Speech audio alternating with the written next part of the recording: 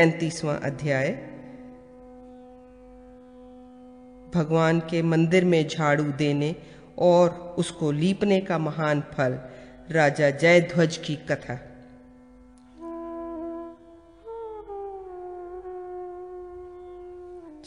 राजा बोले, भगवान, मैं आपके प्रसाद से भगवान के पूजन की पावन विधि को विशेष रूप से यथावत सुनना चाहता हूँ। कृपया आप मुझे विस्तार से बताएं। भगवान नृसिंह के मंदिर में जो झाड़ू देता है वह तथा जो उसे लीपता पोतता है वह पुरुष किस पुण्य को प्राप्त करता है? केशव को शुद्ध जल से स्नान कराने पर कौन सा पुण्य प्राप्त होता है तथा दूध, दही, मधु, घी एवं पंचगव्याधार स्नान कराने से क्या पुण्य होता है? भगवान की प्रतिमा को गर्म जल से भक्ति पूर्वक स्नान कराने पर तथा कर्पूर और अगरू मिले हुए जल से स्नान कराने पर कौन सा पुण्य प्राप्त होता है? भगवान को अर्घ्य देने से, पद्म और आचमन अर्पण करने से, मंत्रोच्चारण पूर्वक नहलाने से और वस्त्र दान करने से क्या पुण्य होता है? चंदन और केसर द्वारा पूजा करने पर तथा फूलों से पूजा करने पर क्या फल होता है तथा धूप और दीप देने का क्या फल है? नैवेद्य निवेदन करने का और प्रदक्षिणा करने का क्या फल है?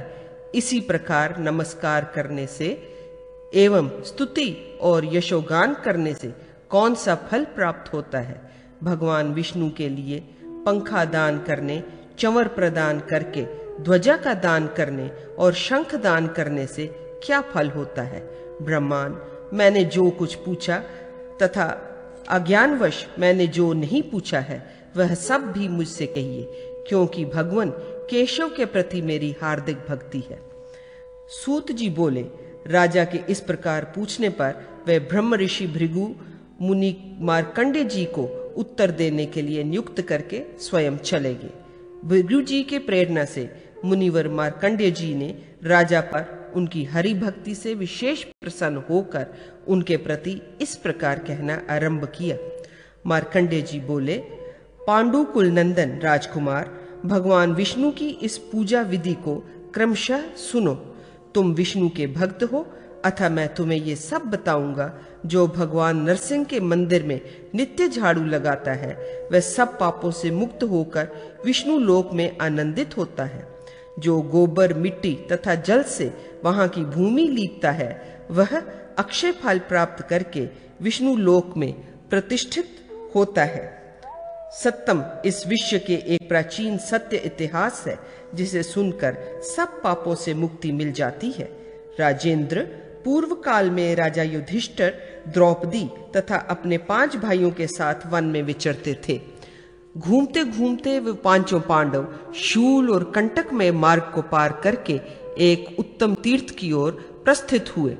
उसके पहले भगवान नारद जी भी उस उत्तम तीर्थ का सेवन करके स्वर्ग लोक को लौट गए थे।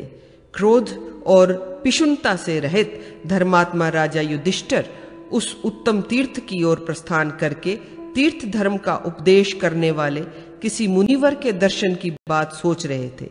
इसी बीच में बहुरोमा तथा स्थूल शिरा नामक दानव वहां आए। भूपाल पांडवों को जाते देख द्रौपदी का अपहरण करने की इच्छा से बहुरोमा नामक दानव मुनि का रूप धारण करके वहां आया। वह कुश के आसन पर बैठकर ध्यान मग्न हो गया।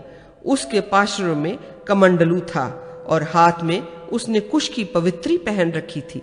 वह नासिका के अग्रभाग का अवलोकन करता हुआ रुद्राक्ष की माला से मंत्र जप कर रहा था। नर्मदा तटवर्ती वन में भ्रमण करते हुए पांडवों ने वहां उसे देखा। तदंतर उसे देखकर राजा युधिष्ठिर ने भाइयों सहित प्रणाम करके उससे यह बात कही, महामुने, भाग्य से आप यहाँ विद्यमान हैं। इस रुद्रदेहा के समीपवर्ती परम गोपनीय तीर्थों को हमें बताइए। नाथ, हमने सुना है कि मुनियों का दर्शन धर्म का उपदेश करने वाला होता है। धर्मपुत्र युधिष्ठिर जब तक उस मायावी मुनि से बात कर ही रहे थे तब तक ही स्थूल शिरा नामक दूसरा दानव मुनि रूप धारण किए वहां आ पहुंचा। वह बड़े ही आतुर भाव से इस प्रकार पुकार रहा था, अहो, यहाँ कौन हमारी रक्षा करने वाला है? जो मनुष्य शरण में आए हुए किसी भी भय पीड़ित की रक्षा करता है वह अनंत पुण्य फल का भागी होता है। फिर जो मुझ उत्तम ब्राह्मण की रक्षा करेगा उसके पुण्य फल का तो कहना ही क्या है। एक ओर मेरु पर्वत की दक्षिणा पूर्वक संपूर्ण पृथ्वी का दान और दूसरी ओर पीड़ित प्राणियों के प्राण संकट का निवारण, दोनों बराबर हैं। जो पुरुष दुष्टों द्वारा सताए जाते हुए ब्राह्मण, गौ, स्त्री और बालकों की उपेक्षा करता है वह रौरव नरक में पड़ता है। मेरा सर्वस्व लूट लिया गया है। मैं दानवों से अपमानित होकर प्राण त्याग देने का उद्यत हूँ। इस समय कौन ऐसा वीर पुरुष है जो मेरी रक्षा कर सके? दुष्ट दानव के मेरे स्फिट की माला, सुंदर कमंडलू और मनोहर खाट छीनकर मुझे थप्पड़ से मारा है और सर्वस्व लूट लिया है।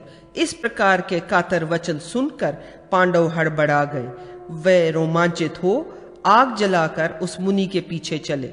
द्रौपदी को उन लोगों ने पहले वाले महात्मा मुनि के पास ही छोड़ दिया और स्वयं रोष से भरकर वहां से बहुत दूर निकल गए। तदंतर युधिष्ठिर ने कहा, हमें तो यहाँ कुछ भी दिखाई नहीं देता। अर्जुन, तुम द्रौपदी की रक्षा के लिए यहाँ से लौट जाओ।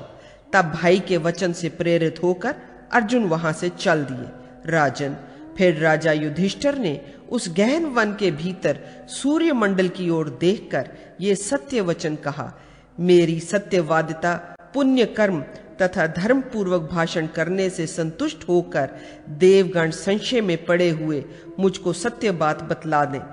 राजन, युधिष्ठिर के यों कहने पर आकाश में इस प्रकार का शब्द हुआ।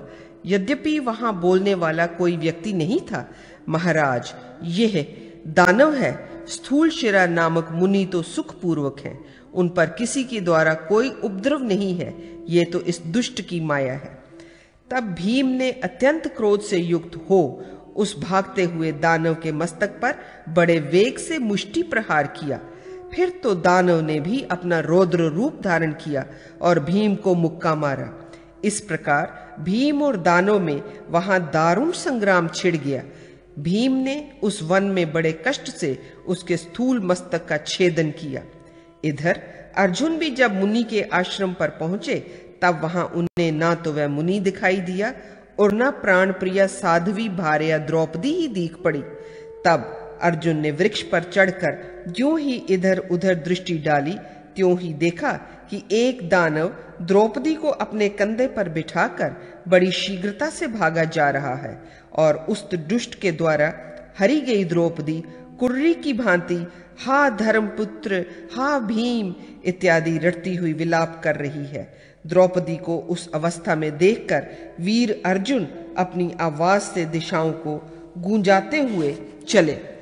उस समय उनके बड़े वेग से पैर रखने के कारण अनेकानेक वृक्ष गिर गए। तब वह दैत्य भी उस तंगवी को छोड़कर अकेला ही वेग से भागा। तथापि अर्जुन ने क्रोध के कारण उस असुर का पीछा न छोड़ा। भागते भागते वह दानव एक जगह पृथ्वी पर गिर पड़ा और गिरते ही चार भुजाओं से युक्त हो शंख तथा चक्र आदि धारण किए पीतांबरधारी विष्णु के रूप में दीख पड़ा। तब कुंती नंदन अर्जुन बड़े ही विस्मित हुए और प्रणाम करके बोले। अर्जुन ने कहा, भगवान, आपने यहाँ वैष्णवी माया क्यों फैला रखी थी? मैं भी जो आपका अपकार किया है उसके लिए हे नाथ मेरे अपराध को क्षमा करें। आपको नमस्कार है। हे जगन्नाथ, अज्ञान के कारण ही मैंने ये दारुण कर्म किया है, इसलिए इसे क्षमा कर दें। भला एक साधारण मनुष्य में इतनी समझ कहाँ हो सकती है जिससे आपको अन्य वेश में भी पहचान ले। चतुर्भुज बोला, महाबाहो, मैं विष्णु नहीं बहुरोमा नामक दानव हूँ। मैंने अपने पूर्व कर्म के प्रभाव से भगवान विष्णु का सारूप्य प्राप्त किया है। अर्जुन बोले, बहुरोमन, तुम अपने पूर्व जन्म और कर्म का ठीक ठीक वर्णन करो।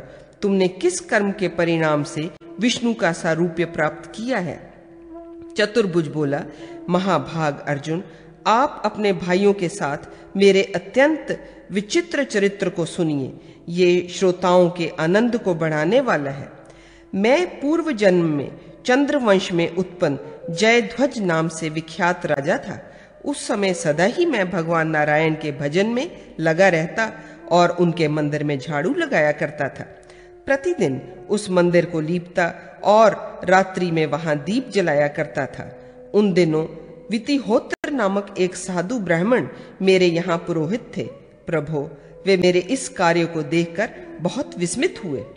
मार्कंडेय जी बोले, एक दिन वेद वेदांगों के पूर्ण विद्वान पुरोहित वितिहोत्र जी ने बैठे हुए उन विष्णु भक्त राजा से इस प्रकार प्रश्न किया, परम धर्मज्ञ भूपाल, हरि भक्ति परायण नर श्रेष्ठ, आप विष्णु भक्त पुरुषों में सबसे श्रेष्ठ हैं, क्योंकि आप भगवान के मंदिर में प्रतिदिन झाड़ू तथा लेप दिया करते हैं। अतः महाभाग, आप मुझे बताइए कि भगवान के मंदिर में झाड़ू देने और वहां लीपने पोतने का कौन सा उत्तम फल आप जानते हैं। यद्यपि भगवान को अत्यंत प्रिय लगने वाला अन्य कर्म भी है ही, तथापि महाभाग, आप इन्हीं दो कर्मों में सदा सर्वथा लगे रहते हैं। नरेश, यदि आपको इनसे होने वाले महान पुण्य रूप फल ज्ञात हो और वह छिपाने योग्य न हो, तथा यदि आपका मुझ पर प्रेम हो, तो अवश्य ही उस फल को मुझे बताइए।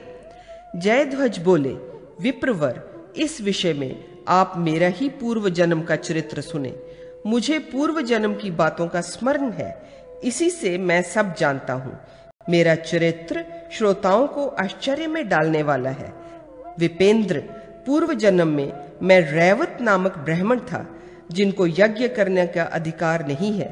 उनसे भी मैं सदा ही यज्ञ कराता था और अनेकों गांवों का पुरोहित था। इतना ही नहीं, मैं दूसरों की चुगली खाने वाला, निर्दय और नहीं बेचने योग्य वस्तुओं का विक्रय करने वाला था। निषिद्ध कर्मों का आचरण करने के कारण मेरे बांधों ने मुझे त्याग दिया था। मैं महान पापी और सदा ही ब्राह्मणों से द्वेष रखने वाला था। पराई स्त्री और पराये धन का लोभी था। प्राणियों की हिंसा किया करता था। सदा ही मद्य पीता और ब्राह्मणों से द्वेष रखता था। इस प्रकार मैं प्रतिदिन पाप में लगा रहता और बहुधा लूटपाट भी करता था। एक दिन रात में स्वेच्छाचरिता के कारण मैं कुछ ब्राह्मण पत्रियों को पकड़कर एक सूने ठाकुर मंदिर में ले गया। उस मंदिर में कभी पूजा नहीं होती थी, यूं ही खंडर सा पड़ा रहता था।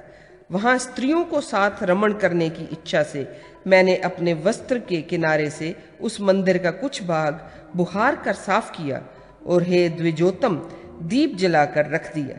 यद्यपि मैंने अपनी पाप वासना पूर्ण करने के लिए ही मंदिर में झाड़ू लगाई और दीप जलाया था, तथापि उसमें भी मेरा सारा पाप कर्म नष्ट हो गया। ब्राह्मण, इस प्रकार जब मैं उस विष्णु मंदिर में भोग की इच्छा से ठहरा हुआ था, उसी समय वहां दीपक देखकर नगर के रक्षक आ पहुंचे और ये कहकर कि ये किसी शत्रु का दूत है, यहाँ चोरी करने आया है, उन्होंने मुझे पृथ्वी पर गिरा दिया तथा तीखी धार वाली तलवार से मेरा मस्तक काटकर वे चले गए। तब मैं भगवान के पार्षदों से युक्त दिव्य विमान पर आरूढ़ हो गंधर्वों द्वारा अपना यशोगान सुनता हुआ स्वर्ग लोक को चला गया। चतुर्भुज बोला, इस प्रकार मैंने दिव्य रूप धारण कर दिव्य भोगों से संपन्न होकर स्वर्ग लोक में 100 कल्पों से भी अधिक काल तक निवास किया।